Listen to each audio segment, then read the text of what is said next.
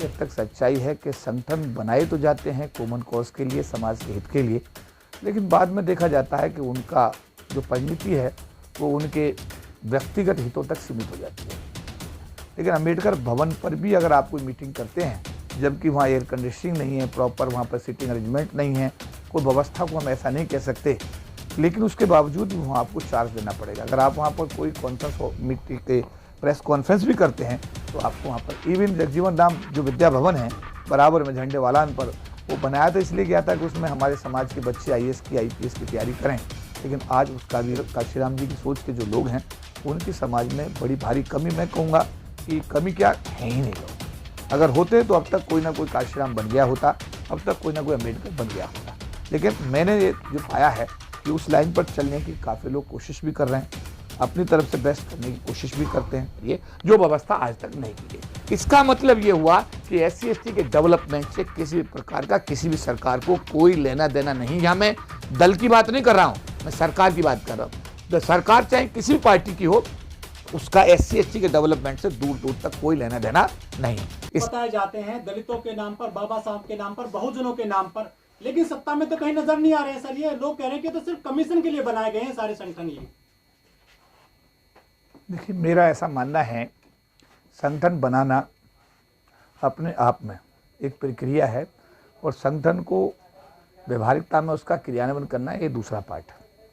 हमारे संगठन बनते हैं और बनते समय मैंने देखा कि उसमें बाबा साहब अम्बेडकर का, भगवान बुद्ध का लोगो भी लोग लगाते हैं, लेकिन क्या है कि जब संगठन की कार्यशैली की समीक्षा की जाती है कि संगठन कर क्या रहा है, समझ बात आप, तो आपने अभी जो कहा उसमें किसी हद तक सच्चाई है कि संगठन बनाए तो जाते हैं कॉमन कॉज के लिए, समाज के हित के लिए, लेकिन बाद में देखा जाता है कि उनका जो परिणति है वो उनके व्यक्तिगत हितों तक सीमित हो जाती है। अगर जिस उद्देश्य को लेकर संगठन बनाए जाते हैं उस उद्देश्य को लेकर के आगे काम किया जाए तो उसका लाभ निश्चित रूप से आम आदमी को मिलता है, लेकिन हमारे समाज में ये कहीं ना कहीं त्रुटि हो रही है जिसमें सुधार की बहुत ज़्यादा गुंजाइश है। कहते हैं कि बाबा साहब का मिशन करेंगे पूरा, लेकिन वो कमीशन में लग जाते हैं, मिशन तो सब भूल जाते हैं, समाज को धोखा देते हैं। क्या ये सच्चाई है इसमें? देखिए, ये तो मैन टू मैन डिफर करता है। जो भी आपने कहा, हमने सरकारी अधिकारी कर्मचारियों का भारतीय जीवन बीमा निगम में संगठन बनाया और उस संगठन के चलते हुए पूरे देश में 50% तक का रिप्रेजेंटेशन SC/ST के लोगों को दिलवाया। कनॉट प्लेस में एक ऐसा इंटरनेशनल कार्यालय बनाया, पूरे समाज को समर्पित किया और वहाँ पर पूरे समाज के लोग अपनी बैठकें करते हैं। सड़क के दूसरी पार एक और हमारे साथी हैं, उनका नाम लेना उचित नहीं होगा। इधर हमारा समाज का कार्यालय है 4000 स्क्वायर फीट में जो फैला हुआ है, सड़क के दूसरी पार हमारे एक साथी हैं, उनकी पालिका बाजार में बहुत सारी दुकानें, तो वो दुकानों से किराया वसूल करते हैं और हम लोग अगर कोई हमारे यहाँ आता है तो हम उसको जो भी साधन हो सकता है उसे उपलब्ध कराते हैं। हमसे भी लोगों ने कहा कि एयर कंडीशन हॉल हैं, इतना खर्चा होता है तो आप भी इसके चार्ज लिया करो, तो हमने कहा इसमें हमारा कोई रोल ही नहीं है, ये परम पूज्य बाबा साहब डॉक्टर भीमराव अम्बेडकर का आशीर्वाद है और इसके आशीर्वाद के चलते हुए किसी भी व्यक्ति को हक नहीं है कि इसके बदले में कोई, जैसा अम्बेडकर भवन बाबा साहब ने बनाया, लेकिन अम्बेडकर भवन पर भी अगर आप कोई मीटिंग करते हैं, जबकि वहाँ एयर कंडीशनिंग नहीं है, प्रॉपर वहाँ पर सिटिंग अरेंजमेंट नहीं है, कोई व्यवस्था को हम ऐसा नहीं कह सकते, लेकिन उसके बावजूद भी वहाँ आपको चार्ज देना पड़ेगा। अगर आप वहाँ पर कोई कॉन्फ्रेंस मीटिंग के प्रेस कॉन्फ्रेंस भी करते हैं तो आपको वहाँ पर इवन जगजीवन राम जो विद्या भवन है बराबर में झंडे वालान पर, वो बनाया तो इसलिए गया था कि उसमें हमारे समाज के बच्चे IAS की IPS की तैयारी करें, लेकिन आज उसका भी कॉमर्शलाइजेशन करके नहीं कि वो भी किराए पे दे दिया गया है।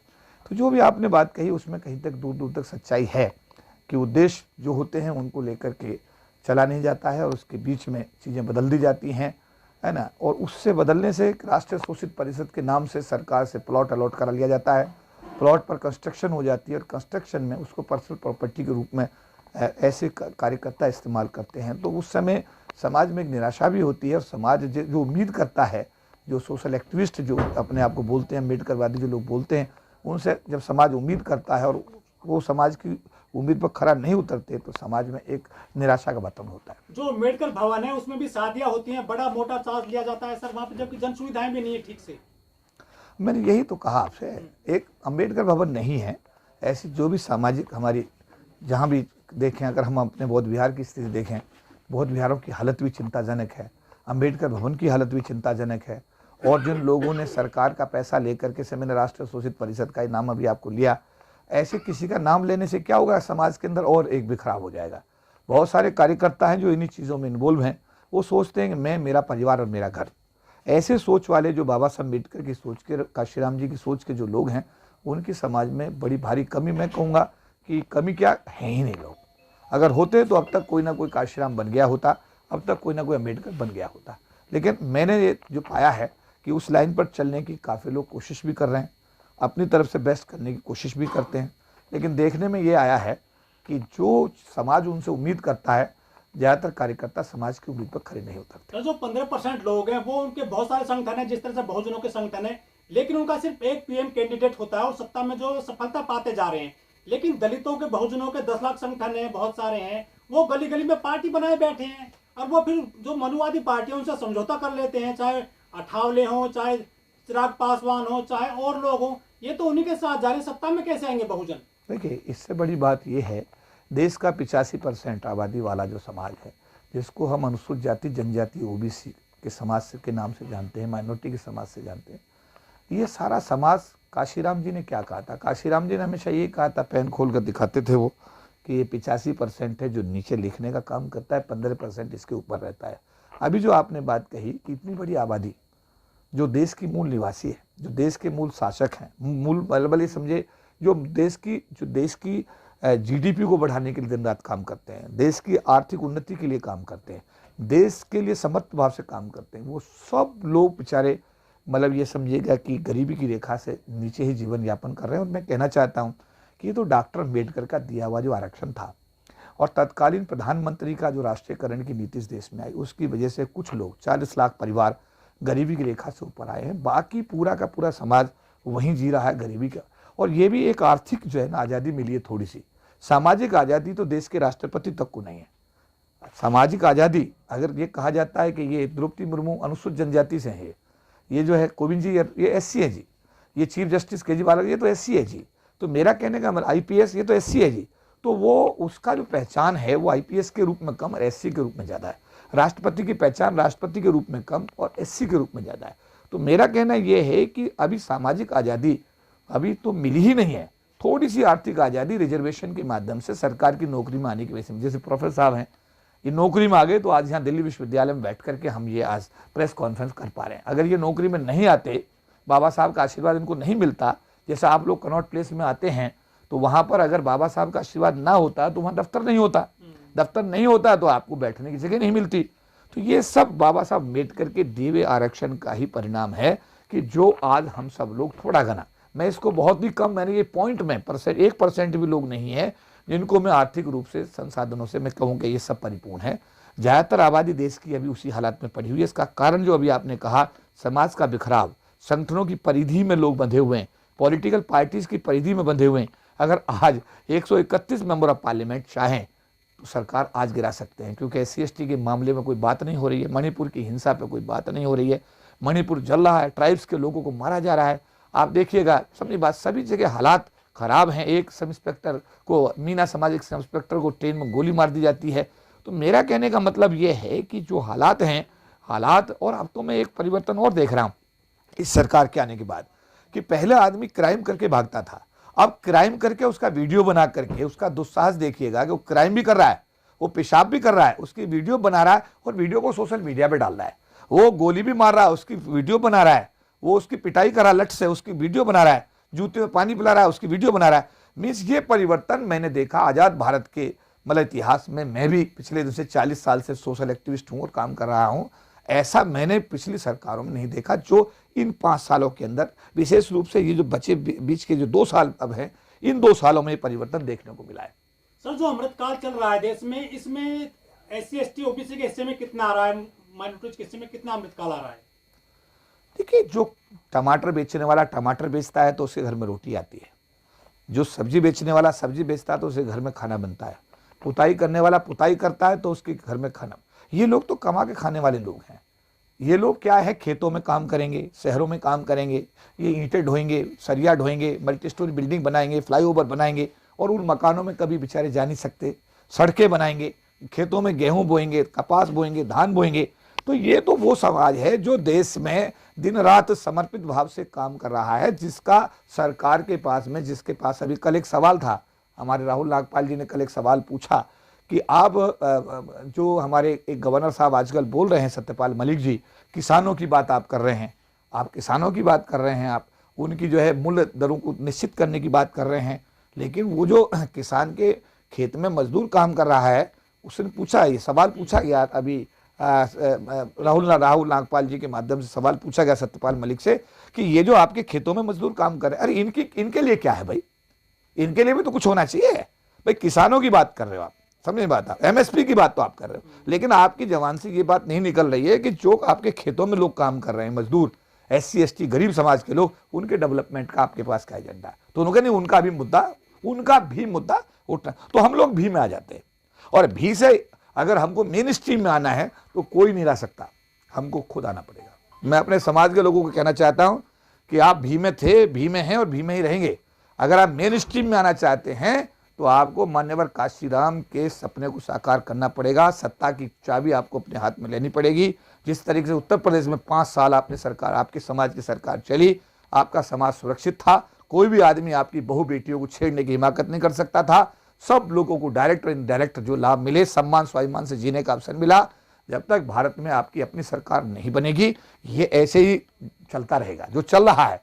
ये इनके पास कोई एजेंडा नहीं है। मैं कहना चाहता हूं SC ST समाज के विकास का कोई एजेंडा सरकार के एजेंडे में कोई है ही नहीं। मुझे याद दिलाना चाहता हूं कि जब कांग्रेस की सरकार आई थी, उस समय Meera Kumar ji social justice minister बनी थी, और तब ये शुरू हुआ था कि भाई निजी क्षेत्र में आरक्षण देंगे, और उसमें उद्योगपतियों को बुलाया गया था। और उसके बाद में फिर मुकुल वासनिक साहब सामाजिक न्याय मंत्री बने, जब मीरा कुमार स्पीकर बन गए तो ये प्रक्रिया फिर आगे बढ़ी। लेकिन उनके एजेंडे में था, शिमला में जो उन्होंने अपना घोषणा पत्र जारी किया था, जब वो सरकार में आए थे कांग्रेस वाले लोग, तो उन्होंने कहा था हम निजी क्षेत्र में आरक्षण देंगे। अफसोस की बात यह है कि सरकार 10 साल रही और उसके बाद आज तक निजी क्षेत्र में आरक्षण की व्यवस्था नहीं हुई। पहली बार जब हम हमारे प्रधानमंत्री जी से जब हम मिले, मनमोहन सिंह साहब से, तो डॉक्टर साहब से हमने कहा कि साहब हिरन मर जाए, कुत्ता मर जाए तो कानून है, पर इस देश की 1/4 आबादी के रिजर्वेशन का कानून ही नहीं है। तो उन्होंने कहा हाउ द रिजर्वेशन रनिंग, कैसे रिजर्वेशन चल रहा है। तो उसने बताया DOPT secretary with the help of circulars. तो उन्होंने इमीडिएट डायरेक्शन दिया कि अब जो अभी सेशन आ रहा है, समझे बात आप, इस सेशन के अंदर अपना बिल लाइए और आरक्षण कानून बनाइए। वो आरक्षण कानून का बिल आया, राज्यसभा में पास हो गया। आज तक वो सरकार चली गई 2014 में, 13 के अंदर वो बिल लाया गया राज्यसभा में, पास भी हो गया, लेकिन आज तक वो लोकसभा के पटल पर नहीं आ पाया। ना वो सरकार ला पाई, ना ही 9 साल में सरकार ला पाई। इससे ये स्पष्ट होता है, मैं समाज के लोगों को बोलना चाहता हूं, अरे भाई, जब सारा सरकारी, जब डॉक्टर अम्बेडकर सरकार के क्षेत्र में नौकरी करके गए, सरकार गांधी जी के बीच और बाबा साहब अम्बेडकर के बीच का पूना पैक्ट हुआ था, उसमें इन लोगों को रिजर्वेशन का सुविधा दी गई थी। अगर वो सरकारी क्षेत्र ही खत्म हो गया, अगर सरकारी क्षेत्र ही खत्म हो गया, और तो रिजर्वेशन भी बेमानी हो गया। अब रिजर्वेशन बेमानी हो गया तो सरकार को चाहिए था कि जो हमारे सोशल एक्टिविस्ट और संगठन डिमांड कर रहे हैं, कह रहे हैं कि भाई निजी क्षेत्र में आरक्षण की व्यवस्था करिए, जो व्यवस्था आज तक नहीं की गई। इसका मतलब ये हुआ कि SC ST के डेवलपमेंट से किसी भी प्रकार का किसी भी सरकार को कोई लेना देना नहीं। यहां मैं दल की बात नहीं कर रहा हूं, मैं सरकार की बात कर रहा हूं। सरकार चाहे किसी भी पार्टी की हो, उसका SC ST के डेवलपमेंट से दूर दूर तक कोई लेना देना नहीं है। इसका अर्थ ये निकला कि क्या है, जो दलितों की बात करेगा वो दिल्ली पर राज करेगा। इसका अर्थ ये हुआ, आपका नंबर कब आएगा, SC ST का नंबर कब आएगा कि आप दिल्ली पर राज कब करेंगे। जब तक आप दिल्ली पर राज नहीं करेंगे, आपके समाज की समस्याओं का समाधान होने वाला नहीं है। सर, मेवात में मुस्लिमों की चूड़ी टाइट कर दी गई है, ऐसा जो लोग कह रहे हैं कि वो कह रहे हैं कि हिंदुओं जागो, आपको यहाँ पे सुरक्षित करना है। लोगों को बुला रहे, जाट गुजर सैनिकों सबको बुलाया जा रहा है जो भगवाधारी लोग हैं। देखिए, ये तो भारत एक धर्मनिरपेक्ष राष्ट्र है। सारे धर्मों के लिए बाबा साहब अम्बेडकर संविधान में बराबर प्रावधान करके गए हैं। इसमें ऐसी कोई नई चीज नहीं है। और अगर इसको हम पोलराइज करेंगे धर्म के आधार पर, तो मुझे लगता है कि राष्ट्र हित के लिए बड़ा घातक कदम साबित होगा। हमें चाहिए कि नूह में जिन लोगों ने गलती की है, चाहे वो किसी भी धर्म से ताल्लुक रखने वाले लोग हैं, संविधान के प्रावधान के तहत दोषी लोगों के खिलाफ कार्रवाई करें और इसका पोलराइजेशन ना करें। अगर इसका पोलराइजेशन होगा धर्म के आधार पर, तो देश के अंदर बहुत विकराल हालात पैदा हो जाएंगे और देश के अंदर जो समस्या पैदा होगी, मुझे लगता है कि उससे निपटने के लिए एक बहुत बड़ा, मतलब सरकार को भी बड़े बड़े कदम उठाने पड़ेंगे। सरकार को बहुत इसमें ऐसी स्थिति पैदा हो सकती है कि जिस स्थिति को टालने की कोशिश करनी चाहिए। अगर ऐसे तत्व इस टाइप का आगाज कर रहे हैं, लोगों को बुला रहे हैं और वहां पर एक रिवोल्ट की बात कर रहे हैं या इस टाइप की चीजें कर रहे हैं, मैं उन लोगों से अपील करूंगा, भारत राष्ट्र हमारा राष्ट्र है, हम सब लोग भारत के नागरिक हैं, हम सब लोगों के समान अधिकार हैं। दोषी जो लोग नुह में हैं उनको सजा दी जानी चाहिए, लेकिन निर्दोष लोगों के खिलाफ धर्म के आधार पर अगर कोई भी इस टाइप की गतिविधि होती है तो मुझे लगता है कि ये राष्ट्र के हित में नहीं होगा। और अब जो बुलडोजर चल रहा है, जो कार्रवाई हो रही है सरकार की तरफ से, उसको लेकर ये कहा जा रहा है कि उनमें चिन्हित करके सिर्फ मुसलमानों के घरों को तोड़ा जा रहा है, कैसे देखते हैं? देखिए, अगर ऐसा है जो बताया जा रहा है वो दुर्भाग्यपूर्ण है। हम ये कहेंगे जब लड़ाई होती है, झगड़ा होता है, एक पक्ष की तरफ से नहीं होता, वो दोनों तरफ से होता है। अगर मैं यही तो कहता हूं, चिन्हित करिए, लोगों को जांच करिए, जो लोग दोषी हैं उनको सजा दीजिएगा, लेकिन अगर इसको धर्म के आधार पर अगर सरकार निर्णय लेती है तो मैं लगता है कि ये भारत के संविधान का सीधा सीधा उल्लंघन होगा। और मैं यही अपील करूंगा हरियाणा सरकार से कि वो दोषी लोगों को पकड़े, उनके खिलाफ कार्रवाई करे और धर्म के आधार पर जो उन्माद फैलाने की कोशिश कर रहे हैं उनके खिलाफ कार्रवाई करके हरियाणा को बचाने का काम करें।